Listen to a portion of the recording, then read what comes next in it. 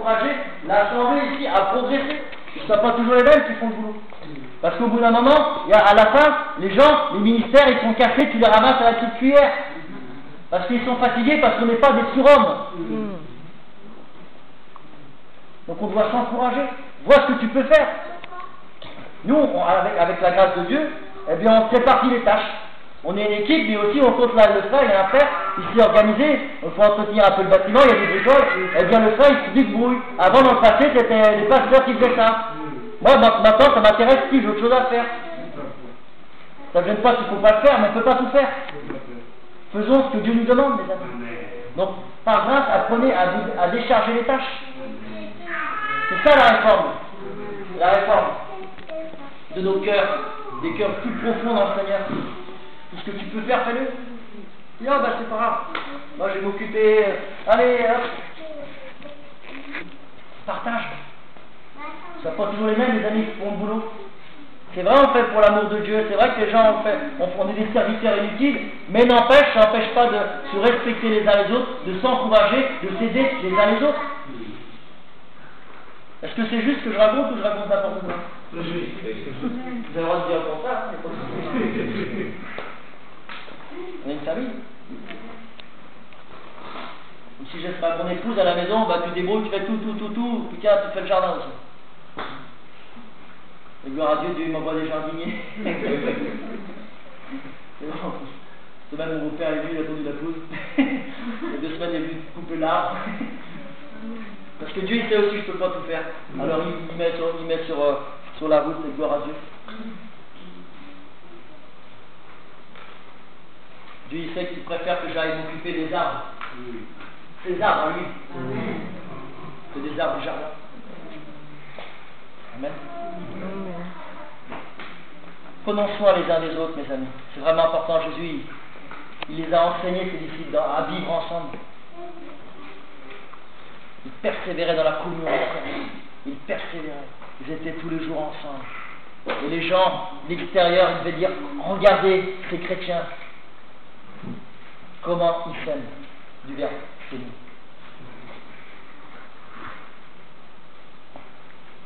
Donc encouragez-vous, encouragez les frères, soyez carrés. Si tu t'es engagé dans quelque chose, fais-le. Parce que c'est important, si tu t'engages dans quelque chose et que tu ne le fais pas, ben l'autre qui est derrière, il est obligé de le faire. Et ça désorganise tout, tu sais pourquoi? Parce qu'on est une équipe. Moi j'ai joué au basket, ici, là, pendant une dizaine d'années, sur un terrain, on est 5. On n'est pas 2, on n'est pas 3, on n'est pas tout seul, on est 5.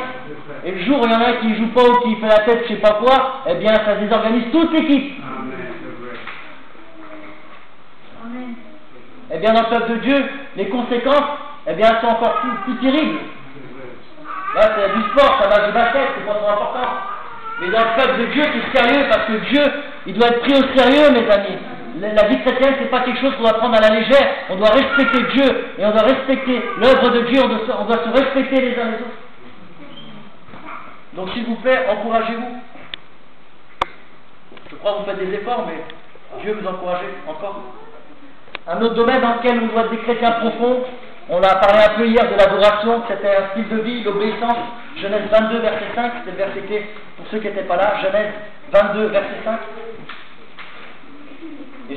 Et on a lu du verset 1er au verset 19.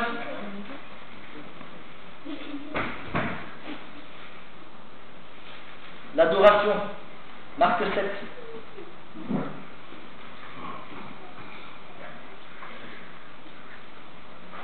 Dieu veut toujours des chrétiens profonds dans l'adoration. Une adoration qui jaillit du cœur. Jésus, Marc 7, verset 7. Et Dieu, bon, il parle aux pharisiens, aux religieux, mais je crois que tout a été écrit dans la parole pour notre instruction. Donc, même s'il s'adresse à des pharisiens, ça peut nous faire réfléchir. Il dit, c'est en vain qu'ils m'honorent en donnant des prêtres. Pardon, le verset 6, juste au-dessus. Jésus leur répondit, hypocrite, Ésaïe a bien prophétisé sur vous, ainsi qu'il est écrit, ce peuple m'honore des lèvres, mais son cœur est éloigné de moi. On l'a vu tout à l'heure, nous adorons ce que nous aimons. Nous cherchons, je cherchais celui que mon cœur aime. Nous adorons, nous cherchons ce que notre cœur aime. Et là, Jésus vient reproche, il reprend les paroles du prophète Ésaïe, Il dit, ce peuple m'honore des lèvres, il y a juste les lèvres, mais le cœur est éloigné de moi. C'est-à-dire qu'ils ne m'adorent pas de tout leur cœur. Leur cœur, il n'est pas là. Des fois, on voit dans la louange. Il y a 15 jours, la louange, j'ai dit, je suis levé, j'ai dit, il y a des cœurs qui sont distraits, qui sont préoccupés. Je n'ai pas dit ça pour me rendre intéressant, dans l'esprit je savais. Il y avait des cœurs qui étaient préoccupés. À la louange, il y en a qui ont loué tout leur cœur, mais il y avait des cœurs préoccupés. Leur cœur était éloigné.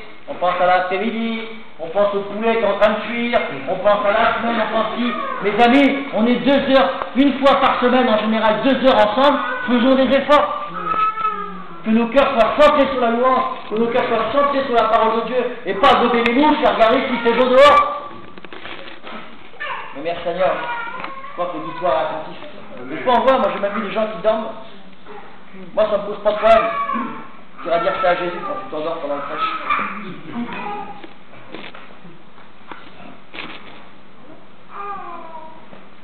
C'est en vain qu'il m'honore. Et merci Seigneur, on veut grandir dans l'adoration. Dieu ne cherche pas des professionnels de la louange, ni des professionnels de la prédication, ni des professionnels du son protocole qui n'existe pas, mais de l'accueil, ni des professionnels. Dieu cherche des hommes et des femmes disponibles. Amen. Dans le monde, la pensée du monde est rentrée dans l'église. Je ne parle pas du bâtiment, dans le corps du Christ avec tout un tas de techniques, tout un tas de choses. C'est vrai. Technique. La technique, pour la technique. Moi, j'ai pas de micro aujourd'hui, ça ne pose aucun problème. Micro, pas micro, sono, pas sono, machin, enregistrement, pas enregistrement. Moi, ça ne me pose pas de problème. On évite de la technique. Et après, merci Seigneur, s'il y a la solo, merci Seigneur, c'est pas un problème. Il y a les instruments, si on n'a pas les attendre.